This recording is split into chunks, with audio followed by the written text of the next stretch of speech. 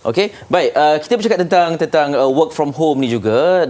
Apabila diumumkan kelompok pengurusan ini diarahkan untuk bekerja dari rumah, kita nak faham juga bagaimana mereka mengendalikan situasi pengurusan atau petugas menguruskan pekerja dari rumah ini. Untuk itu di talian video sekarang ialah Puan Jadwa Abu Bakar, pengurus kanan syarikat Faiza Sdn Bhd, Cawangan Tengah, Kuala Lumpur, Selangor dan Putrajaya. Ini zon merah ni. Hello, Assalamualaikum. Waalaikumsalam warahmatullahi. Ya, Puan Jadwa hari ini bekerja ke macam mana?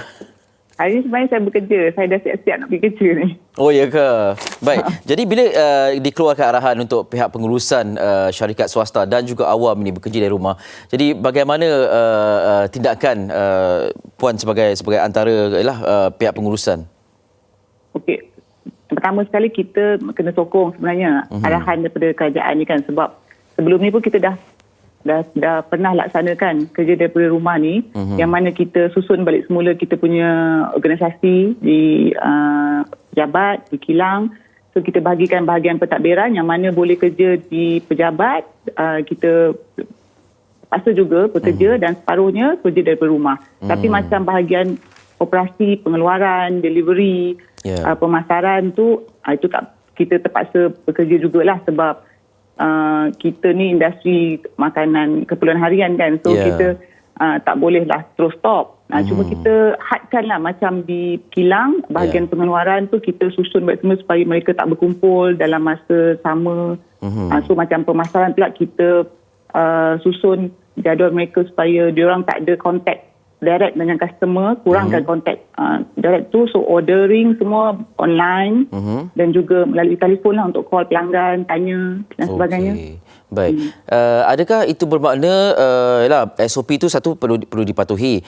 Adakah terpaksa dikompromi dari aspek produktiviti dalam tempoh-tempoh begini, ataupun sebab operasi berjalan seperti biasa, jangkaan produktiviti itu sama juga? Oh, kita sebab ikut rekod macam sebelum ni PKP, sebenarnya masa PKP ni lah kita punya permintaan pelanggan ni melonjak. Dia makin tinggi. Jadi kita dalam industri makanan keperluan harian ni kita tak boleh stop lah. Sebab tu masa saya cakap kita terpaksa teruskan juga. So macam saya sendiri dengan tim, kita sentiasa bagi motivasi pada staff untuk diorang biasakan lah dengan cara kerja norma baru ni. Dengan cara kita minta diorang kurangkan pergerakan macam yang dalam kilang tu, kita kurangkan diorang keluar masuk. So makanan tengah hari kita sediakan, makanan malam pun kita sediakan untuk yang shift malam supaya kita kurangkan kontak diorang dengan keluar kan, untuk nak jaga tu. Okey, baik. Jadi memang langkah diambil dengan begitu rapi sekali lah. Apa antara cabaran yang dilalui sebab nak berhubung terus ataupun nak berjumpa terus dengan kaki tangan ni tidak dibenarkan? Mungkin kadang-kadang ada situasi tertentu yang mengejutkan, berlaku secara tiba-tiba. Jadi apa antara cabaran yang terpaksa dihadapi situasi begini?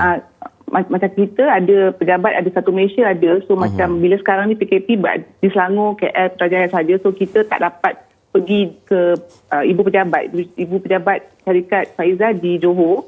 So berhubung secara buat video conference saja, tapi lori kita untuk penghantaran semua sekali alhamdulillah tak ada sekatan. So dari segi cabarannya, kita tak boleh pergi ke HQ, orang HQ pun tak boleh pergi ke tempat kita. So kita berkomunikasi melalui video sajalah. Okey. Ini persepsi saya lah. Kadang-kadang bila bos-bos ni bekerja dari rumah, jadi kaki tangan macam seronok sikit. Adakah itu situasi, bagaimana diuruskan situasi macam tu?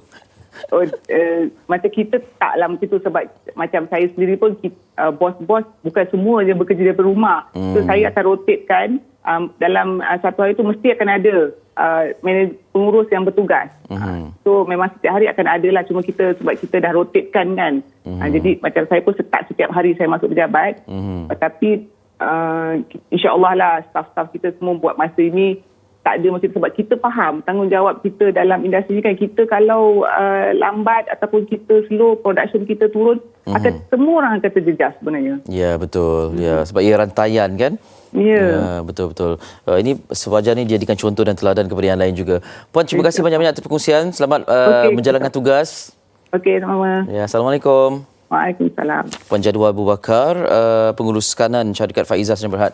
Dan ini syarikat yang mengendalikan keperluan kita terutamanya dalam keadaan yang susah nak keluar dan sebagainya ini. Produktiviti harus berterusan. Pada masa yang sama, kita sekarang menilai kalau bekerja di rumah dan sebagainya, sejauh mana efisiensi itu dapat dikekalkan.